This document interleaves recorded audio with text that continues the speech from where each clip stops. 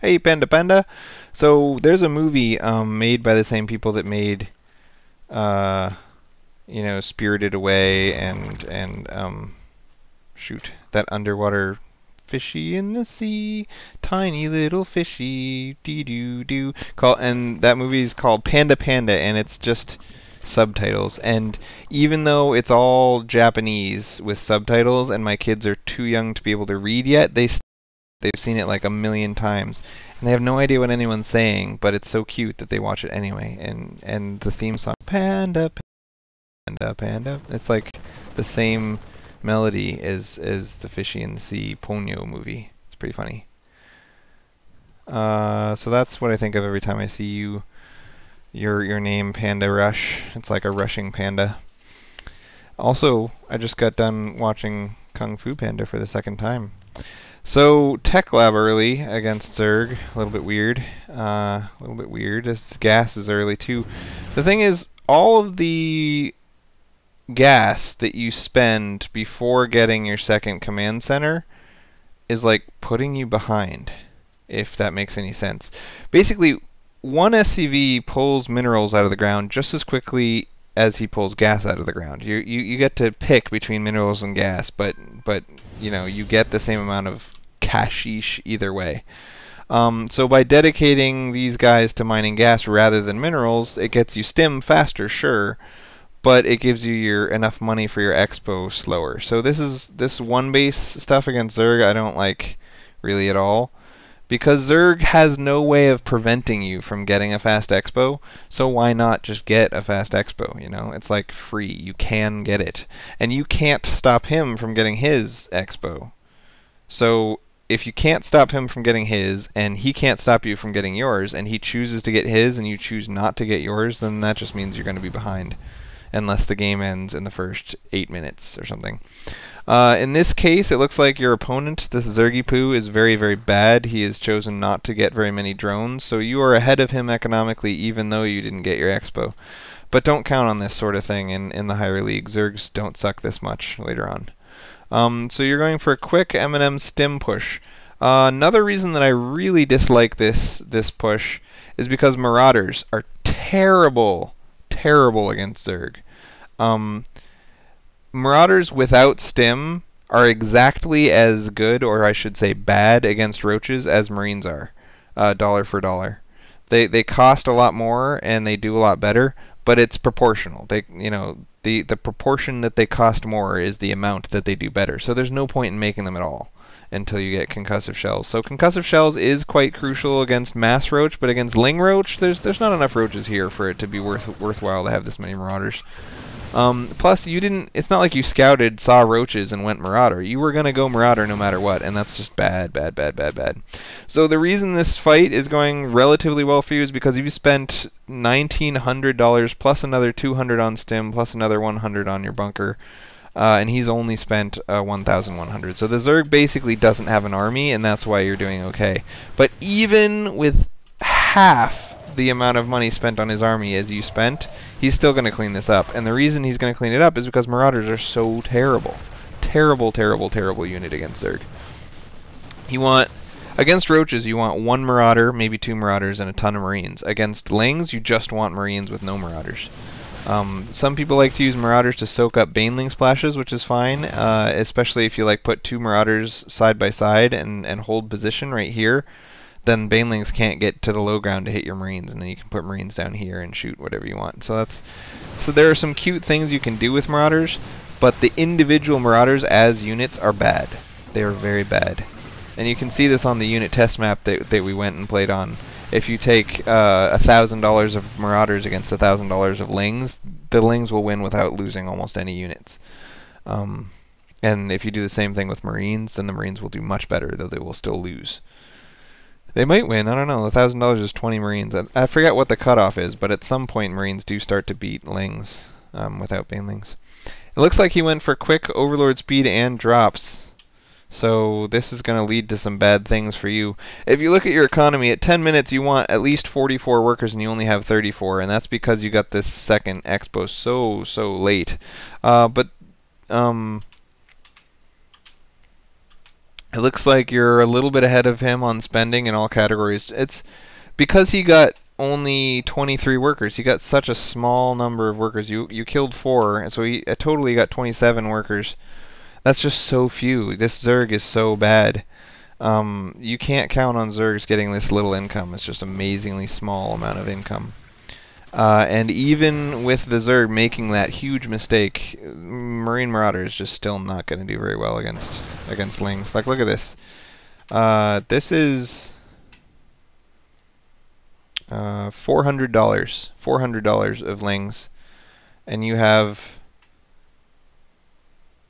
$700 of Marine Marauder. He's got almost half your army size, almost half as much money spent on these Lings, and they can easily mop that up. It's a shame that he pulled them back and didn't fight with them, though. I mean, I wanted to show you that they could beat this, and then he just doesn't even fight. What a bastard. So here comes the drop. Drop play from Zerg usually works out better for the Terran than the Zerg. If he gets a couple of Baneling drops in here, he can kill a whole ton of workers, and that's very bad. But just dropping Lings, you can just take these guys and run away, and the Zerglings will get very few kills, because you can pop Marines out of here, and then the Zerglings will start fighting the Marines instead of the SCVs. So don't fight. Never fight SCVs against a large number of Lings like that. You just want to immediately run away. Over here, he is up to, looks like 25 or something Lings. Squish, squish, squish, squish. So he's going to clean this up at the same time as he really heavily cleans that up. And that's the end. So, he spent less than you, he got less money than you, and you still lost almost purely because you made Marauders.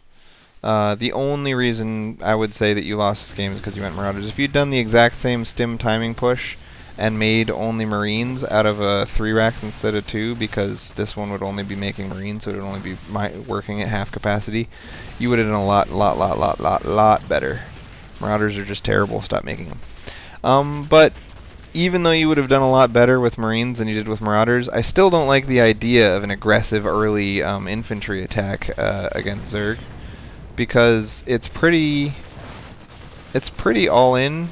Zerg is capable of mopping up even a quick Marine attack so overwhelmingly efficiently that there's no coming back from it. Like, if you and the Zerg have the same economy and the same army size, and he has pure Ling Baneling and you have pure Marine, you'll do better than if you had Marauders, but you'll still get dominated. And losing one big fight in any game can just put you behind so far that you'll never catch up. It usually all comes down to the first big thing that happens in a game. So you want to make sure that if you're the aggressor in that big thing, that it goes very well.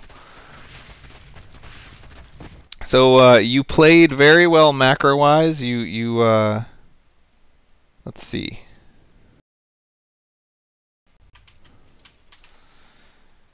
You got $2,900 by 10 minutes, which is not bad at all. Benchmark is 3,500 actually, so you were about $500 or $600 behind what you could have gotten. And the most you can ever get is 4,000, and in order to do that, you have to be, you know, absolutely perfect with everything, not make any bunkers, not make any extraneous buildings, not make very many SCVs, only like 35 or something on 2 bases. It's really complicated to make $4,000 worth of stuff. So shoot for 3,500. If you hit 3,000, you did okay. And in this game, you hit 3,000. So that's not enough, I feel, to be this aggressive. You want to be ahead of benchmark if you're going to be aggressive with your build. So I really, again, dislike this early attack. One thing you might want to try, if you're hell-bent on attacking Zergs early, is 1 Rack's Factory or 2 Rack's Factory. And just go for a quick Marine tank push, because unlike Marauders, tanks do not suck against Zerg. So Yeah, I'll link you a video in which I show that off against. Actually, it's a TVP build that I use, but it works good against Zerg if that's what you want to do. Basically, you just make a racks, then get gas, then get a factory, then get a reactor core on your racks, pump marines the whole time, get a tech lab on your factory, make some tanks and siege mode, and go attack when you have 3 tanks and 10 marines, and you can win against a lot of lesser opponents with that kind of a push.